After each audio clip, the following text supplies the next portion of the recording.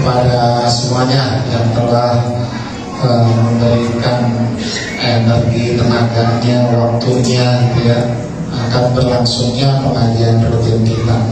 Nah ini yang keberapa Ibu? Ketiga, alhamdulillah makin datang banyak. Mudah-mudahan istiqomah ya.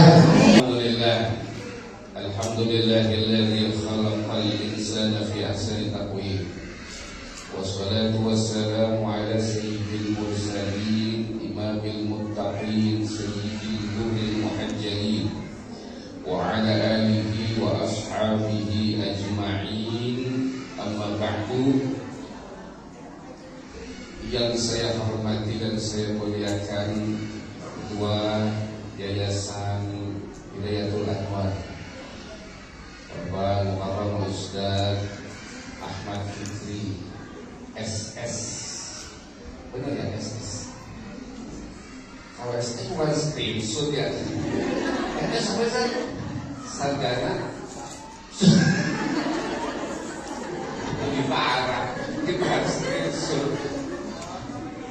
Sarjana sosial kan ya? Oh sastra. Apa ada orang kami ngerti. Juga yang saya ini beliau, saya mau cerita dikit aja. Saya ketemu beliau ini waktu saya umroh. Alhamdulillah kebetulan umroh saya adalah umroh kosasi. Kalau dia kan umroh pribadi, kalau saya umroh kosasi.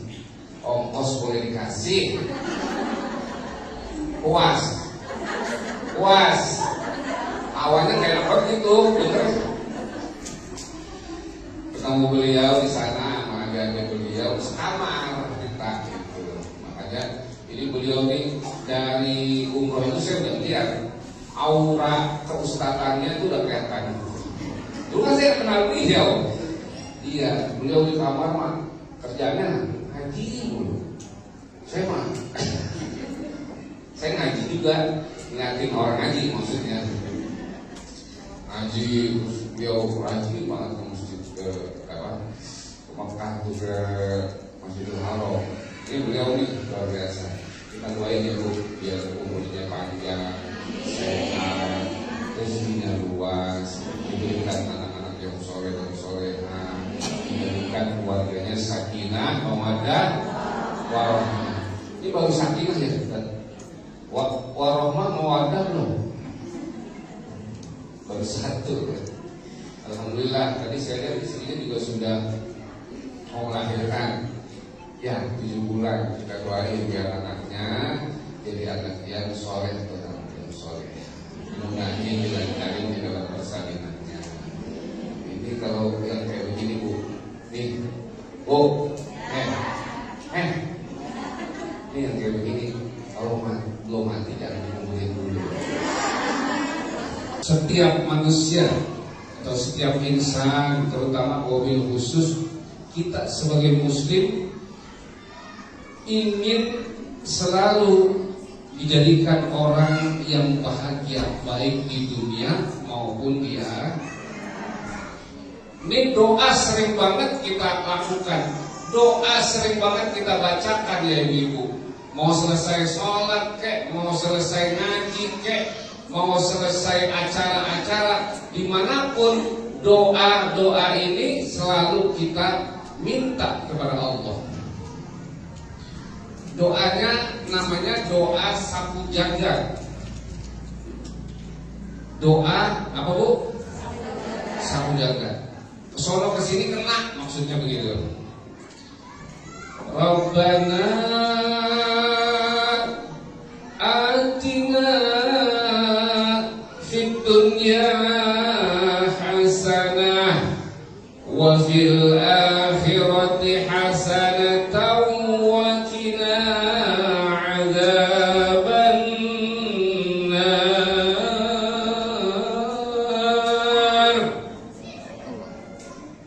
Allah paham sih. Amin. Lanjutkan doa. Rabbana atina fid dunya hasanah. Kita kan ada ya doa yang panjang. Ada nggak? Panjang kok. Kita ada yang begini, ada yang begini, ada yang begini. Ada yang dari tekar banget, apa yang saking panjangnya itu doa. Tapi ujung-ujungnya yang kita tunggu, Rabbana atina fid dunya hasanah. Ya Allah, berikanlah kami kebahagiaan dunia dan kebahagiaan akhirat, dan jauhkanlah kami dari api neraka. Sekarang saya tanya, ibu hidup di dunia ini Mau kaya apa bahagia? Hah? Pilih neng, pilih neng. Tujuh, emang perempuan begitu. Iya, salah. Pilih, mau kaya apa bahagia? Kalau mau kaya bahagia mah gak usah saya tanya, saya juga tahu itu mas semua juga pengen. Mau kaya apa bahagia? Mau kaya apa bahagia? Cakep. Kenapa? Karena yang kaya belum tentu bahagia. Orang kaya belum tentu bahagia, apalagi orang dipanggil kemana? Malaikat Israel, travelnya jemput. Ya kan, kalau malaikat Israel dijemput, gimana kita? Gimana? La yastakhiruna sa'atan wa la yastaqdimun. Kalau udah datang itu malaikat Israel, nggak bisa dimundurin, nggak bisa dimajuin. Udah malaikat Israel, ini ada 100 gram, masnya boleh ngumpulin dari muda, udah tuh ambil, tetapi saya seminggu lagi ya, gitu. Nggak bisa. Itu ibu meninggal dunia, mati apa meninggal dunia sih? Mati apa meninggal? Inna sholati wa nusuki wa mahyaya wa mamati. Gak ada wa meninggal orang. Jadi mati apa meninggal? Sudah aman kasih. Oke, lanjut. Ibu mati, ibu meninggal, arwahnya diambil oleh Allah.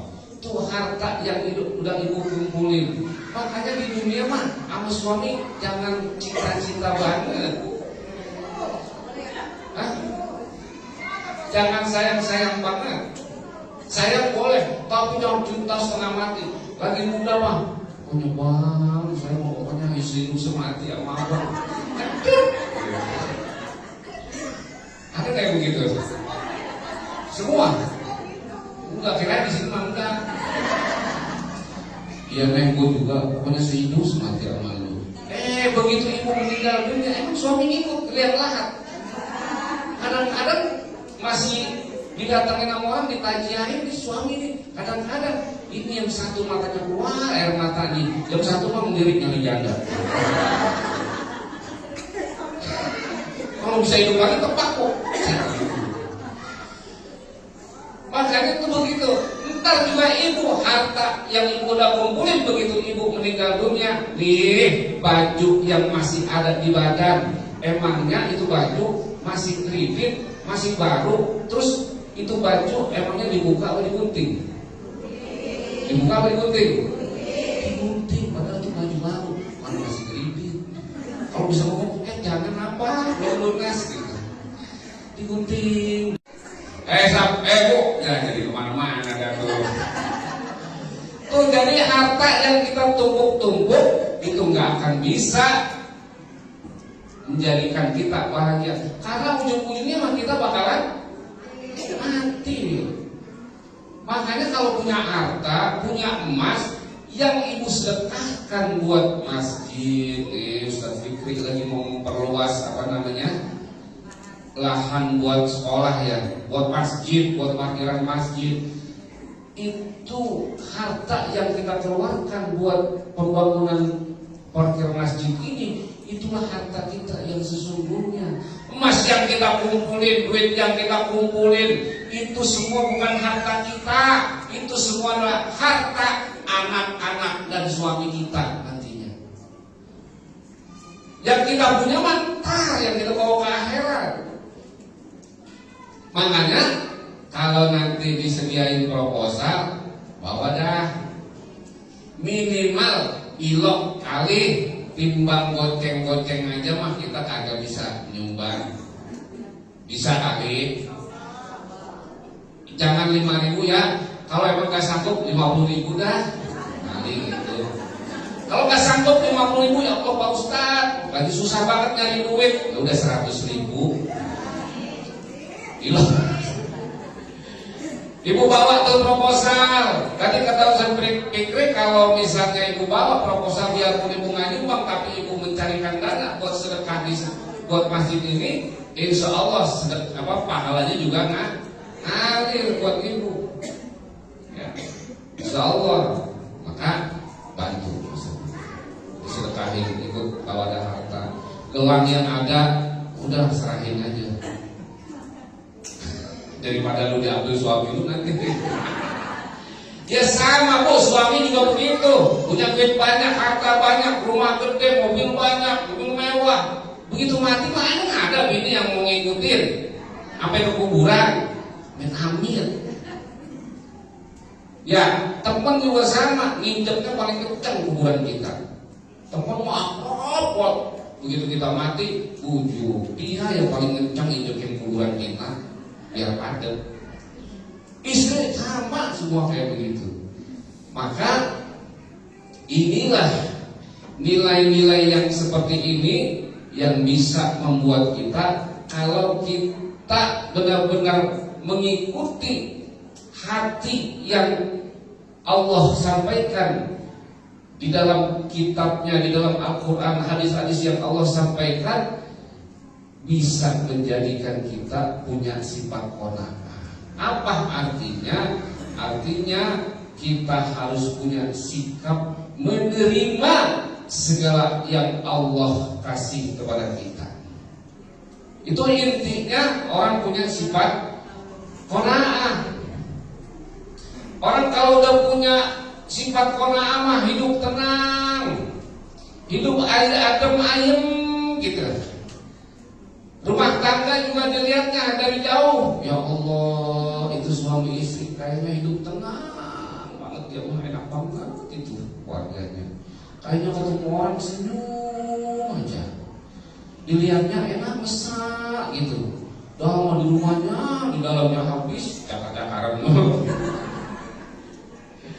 Bukan cuma dilihat dari luar, tapi ternyata di dalam juga mereka punya ketenangan di dalam hidup. Karena masing-masing suami istri ini punya sifat qanaah, merasa cukup dengan apa yang Allah berikan kepada mereka.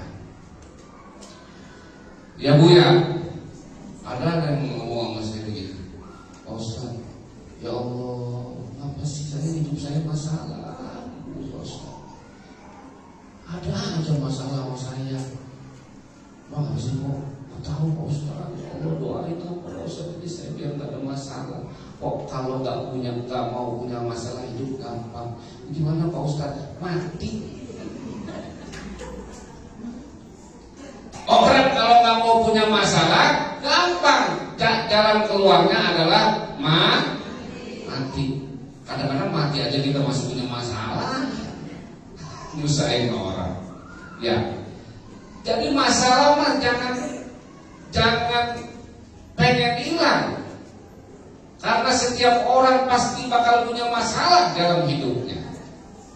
Kecuali orang-orang yang merasa cukup, yang terima dengan semua pemberian Allah kepada dia. Maka inilah orang-orang yang walaupun punya masalah, tapi punya ketenangan di dalam jiwanya. Karena saya sampaikan kepada ibu sekalian bahwa bergembiralah kita sebagai manusia yang hidup di dunia ini, itu diberikan masalah. Kenapa? Karena orang yang punya masalah berarti hidupnya tidak bermasalah. Justru orang yang tidak punya masalah di dalam hidupnya, itulah sebenar-benarnya orang yang bermasalah. Ngerti gak saya ngomong ini? Ngerti. Orang yang punya masalah berarti hidupnya tidak bermasalah. Tapi orang yang gak punya masalah berarti hidupnya bermasalah. Ngerti kan ya? Siapa orang yang hidupnya gak bermasalah tapi bermasalah? Siapa? Tadi katanya nanti.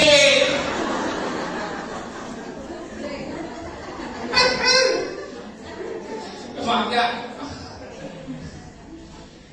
Orang yang bermasalah hidupnya tidak bermasalah ya kita.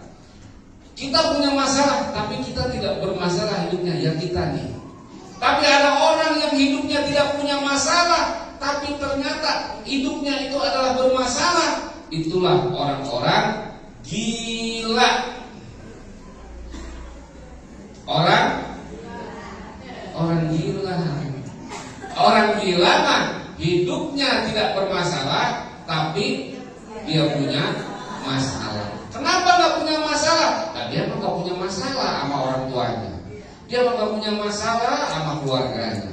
Dia mah nggak punya masalah sama tetangganya. Dia mah nggak punya masalah sama temennya. Dia mah nggak punya masalah sama tukang kredit. Enggak. Tapi hidupnya ternyata bermasalah. Kenapa? Karena memang dia nggak punya masalah. Mau nggak punya masalah? Mau? Gila, enak nggak punya masalah. Makanya saya ada tuh si Undin yang di itu saya, ya Allah, mau susah dikasih ujian begini, dikasih ujian begitu. Untuk menerima keadaan itu sulit. Harta, rezeki yang kira-kira yang tadinya udah di depan mata tiba-tiba hilang. Itu kadang-kadang kita, ya Allah, gitu. Sulit untuk menjadi sifat qanaah. Tapi yakinlah ibu-ibu sekalian, hanya dengan menerima segala takdir yang Allah berikan kepada kita, maka nanti akan timbul yang namanya sifat qanaah, merasa cukup di dalam diri kita. Terima aja, terima segala yang Allah kasih.